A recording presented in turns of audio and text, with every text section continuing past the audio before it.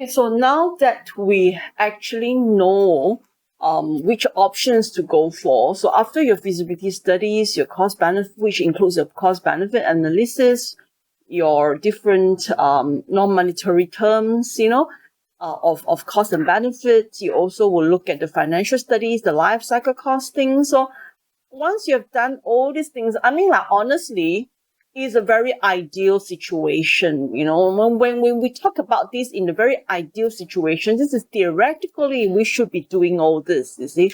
But unfortunately, I would say sometimes we skip some of it, but sometimes we do part of it or partially, or sometimes we are very driven by the client because they actually says that they wanted it, and then so they want you to sort of like work backwards, to drive the vehicle reverse to prove it, in engineering sense. So yeah, I mean, like, as engineers, these are our part of the challenge to our ethics, definitely, and part of our challenge to our professionalism to tell the client what is the right thing to do and what is, in our professional opinion, the right thing to do. And they may not listen, they may not like it, and then you don't get the job. So you decided to be nicer, and then you just say yes to everybody, everything.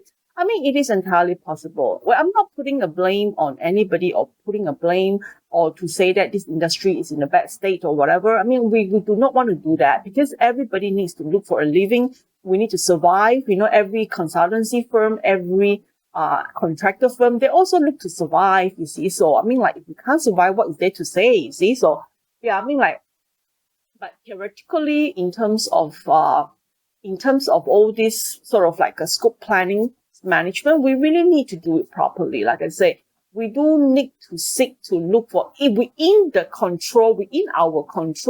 our ability and capacities. If we can control, let's do the right thing, you see.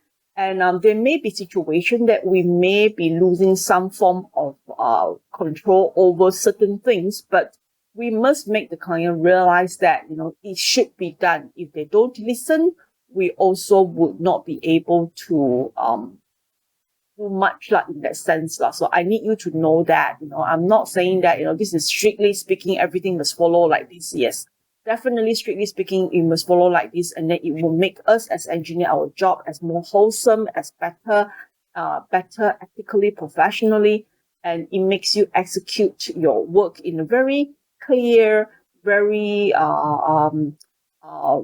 in a very good manner in that way, like in a good sense. It makes you feel very comfortable because you know your project, environment very well, and it all will bring about benefits to the project at the end of the day. With engineers who knows their work very well, who didn't skip any part of the studies, and then that would actually bring a very positive impact onto the project. At the end of the day, it will be a good project, if we do it properly. But like I said, there are certain things that cannot be helped. We all know that, whatever industry you're from and whichever part of the world you're from, there will be things that we cannot control. There'll be things that we cannot help, and there are always something, reasons that maybe it's not even made known to us that we are not supposed to say this and do this and write this, and calculate that, and tell the client no, it's like we have our difficulties. So yeah, but like I said, within that balance, we try to make it good. Okay, we try to make it good.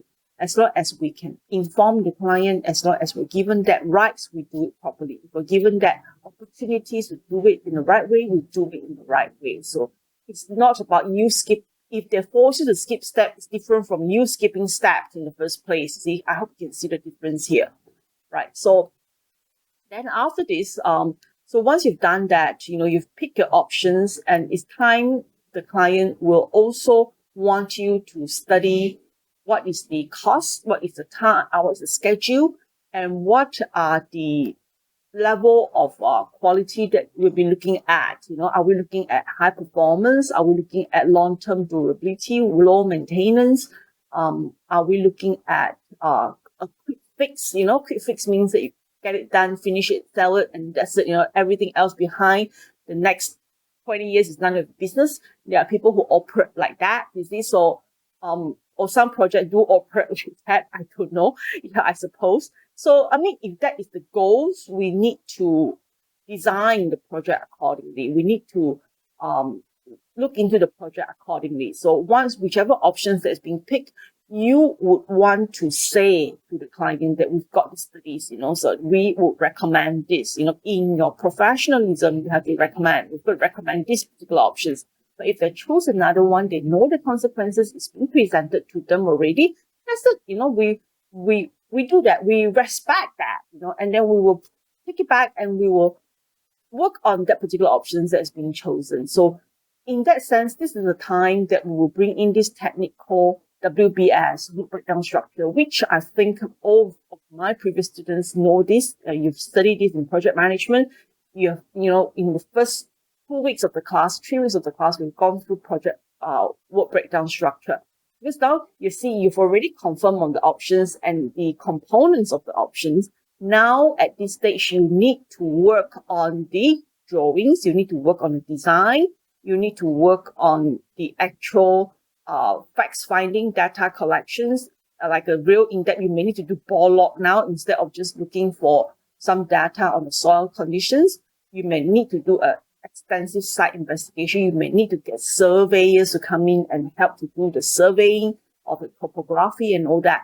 So, and proceed with the design. And this is the time that you'll be looking at different components and what are the work that will go into the different component.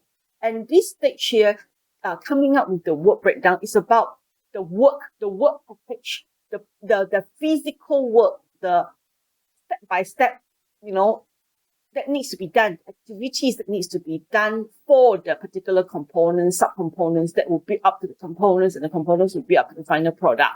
So work breakdown is about the work element, the work activities. It's not about project deliverables. Deliverables are the components and subcomponents. This is the work itself, the activities itself that is required. So work breakdown breaks down those activities into manageable, smaller component, 3 layers. And we've gone through that, I will also later on post some sort of like not notes lah. I mean, it's examples on the work breakdown structure. You can do it in the layer form. You can do it in the column format. You can do it in the picture format, like whatever is written here. Let me show you. So you can, do it in this sort of like a pictorial format, like a breakdown format. This is more on the project breakdown. So this yellow part are the work breakdown structure. The upper part is mainly the deliverables.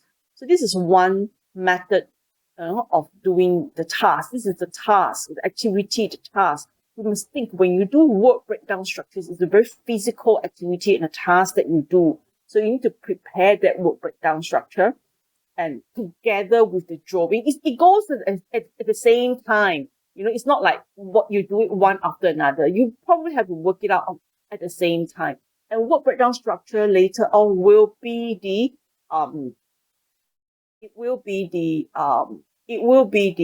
foundation for a proper study on the really detailed study on scheduling, time management, and cost management, quality management, procurement management. Everything is actually going to be based on work breakdown structure. So you see, from coming from the initiation all the way down to this point, you've already worked on the work packages, the activity that is in the work packages, the task that needs to be done. So this bit here is the foundation now of the project. This is the main thing. This is what are the work that needs to be done in order to complete the project. And then you'll be basing, this will be the backbones for the entire project. When you talk about management, time will be based on this work breakdown structure. Cost will be based on work breakdown structure. It will list down all the activities. The resources will be based on all these work breakdown structures. And then the procurement will be based on the resources and also time, cost, and all that of the project.